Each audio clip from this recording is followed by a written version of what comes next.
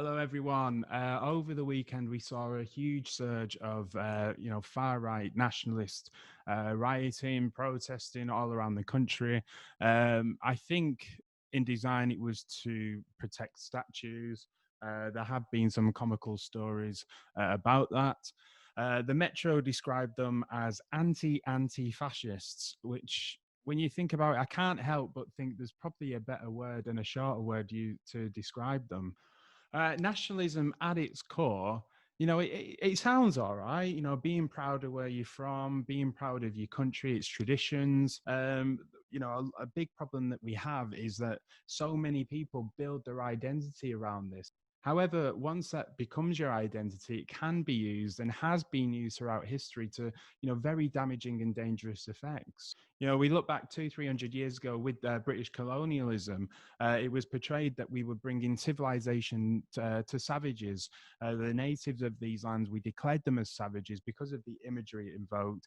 You think of these people as subhuman when they're referred to as savages. It's almost animalistic. This led to, disease. It led to mass genocide of natives across the Americas, across Australia, India, Africa. And some of these countries haven't been able to recover. Some of these people are still suffering as a result of that today.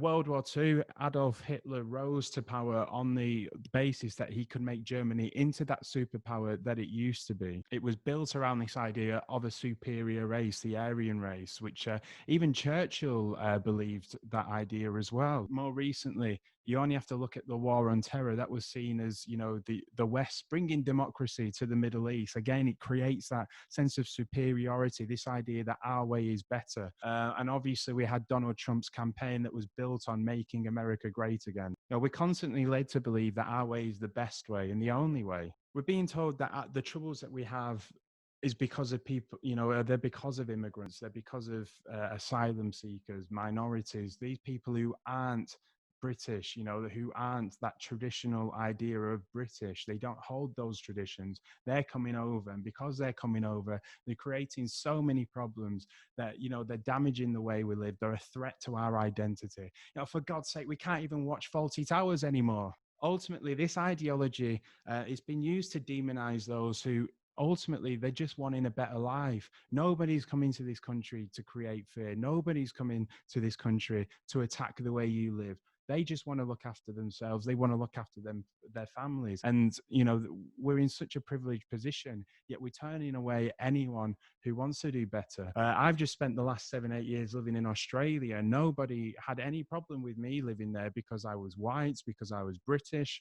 But there is a consensus with the right side of politics there, very similar to how it is here in America. That anyone of a different color coming over is a threat, is a danger, and it comes back to that basis of tribalism. Anyone who's different to us in any way is a threat. Now, what's funny is every week, we openly support a degree of tribalism through sports. Saturday we'll be at the football, we'll be chanting our team, we'll be supporting our team, we'll be in war against the other team for 90 minutes. We'll be hurling abuse at the players, hurling abuse at the fans. And in some cases, we've seen we're even prepared to fight their fans, all because they support a different football team. And the media and the government love to play on that. It's so if they can make people fight each other because of the football team they support, then how easy is it to create that division and to create that anger towards people from a different country? I think, we built a narrative here in England that the British Empire was so great. It started from this small island and was able to conquer so much of the globe. And we often overlook the damaging impact that's had. And because of that lack of honest education, we're not able to see the whole picture. We're only being presented with half truths. If people aren't being taught the facts, then they're being brought up with this very false perspective of our country, what we've done, and where we are now. And with that false perspective comes that false sense of nationalism. It becomes that false sense of identity. You don't need to look that far away. All you need to see is our government's attitude towards Scotland, towards Wales, towards Northern Ireland. Look at how we presented ourselves against Scotland when they wanted the independence. It's that false sense of superiority. We're better than everyone else. And that spreads. If that's coming from the top, if that's coming from the media, then it's going to trickle its way down to everyone else. And that's where nationalism comes from, and that's where a lot of racism comes from. It's not necessarily a sense, that hatred. It's just that sense of we're better than you. With that sense of superiority, we believe that the way we live, our traditions, is the best way, is the only way.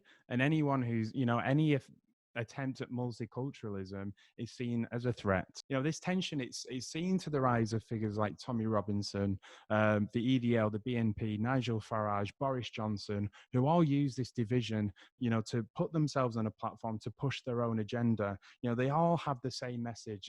This country would be great if it wasn't for these foreigners. They're taking our jobs. They're destroying our way of life. I think a big problem with these people is they never have a vision. They never offer anything constructive. They never offer anything positive. All they do is just continue to spread hatred. They spread fear. They spread that division.